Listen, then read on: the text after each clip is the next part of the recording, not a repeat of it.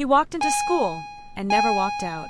Kendrick Johnson was just 17 when his life ended in a way no one could have imagined. Found upside down, dead, inside a rolled-up gym mat. What came next was even more disturbing. A photo. One photo that changed everything. January 11th, 2013. Valdosta, Georgia.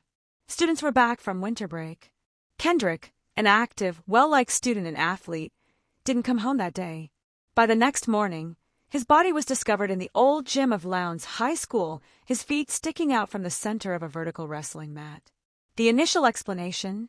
Authorities said Kendrick had dropped one of his shoes inside the mat and, in an attempt to retrieve it, fell in headfirst. They ruled it an accident. Positional asphyxia, they said. But nothing about the scene sat right with his family. The mat's opening was just 14 inches wide. Kendrick was over 5 feet 10 inches. The idea that he willingly dove headfirst into a narrow tube, without kicking, screaming, or trying to get out, made no sense. And then there were the cameras. The school had over 30 surveillance cameras, including in the gym. But footage of Kendrick going in that day appeared incomplete, choppy, key hours missing. His parents refused to accept the official story. So they did what no parent should ever have to do. They had Kendrick's body exhumed. That's when the horror deepened. The second autopsy revealed something shocking. Kendrick's internal organs were missing. Every one of them. In their place, crumpled newspaper. The funeral home claimed they received the body in that condition from the coroner. The coroner claimed they didn't know what happened to the organs. To this day, no one has been able, or willing, to explain where Kendrick Johnson's organs went. And then came the photo.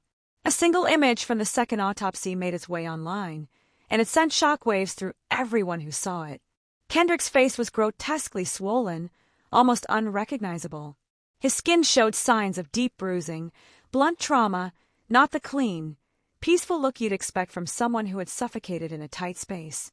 This image, raw, disturbing, and unfiltered, directly contradicted the accidental death theory.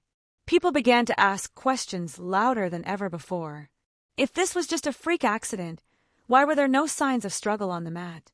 Why did the initial autopsy say one thing, but the second one reveal something far more brutal? And why were his organs gone? The Johnson family filed a $100 million lawsuit, alleging Kendrick was murdered, and that a cover-up protected the suspects. They pointed fingers at 2 students, brothers, whose father was an FBI agent. That part of the story, it only fueled more speculation, more doubt, more fear. The case went federal. The FBI opened an investigation. But in 2016, it was quietly closed. No charges. No accountability. Years passed. Then in 2021, the local sheriff's office reopened the case, reviewing over 17 boxes of evidence. Hope sparked again. But in 2022, that hope was extinguished. The case was closed once more. Still no answers. Still no justice. But that one photo refused to be forgotten. To Kendrick's family, it wasn't just proof. It was their son's final cry for justice. The last visible evidence of what they believe was a brutal truth buried under layers of silence. And maybe that's the real mystery here. Not just how Kendrick died, but how so many people managed to look away from the evidence. What do you believe happened to Kendrick Johnson? Was it a tragic accident, or something far more sinister? Let us know in the comments.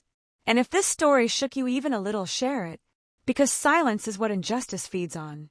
And Kendrick's story deserves more than silence. ____.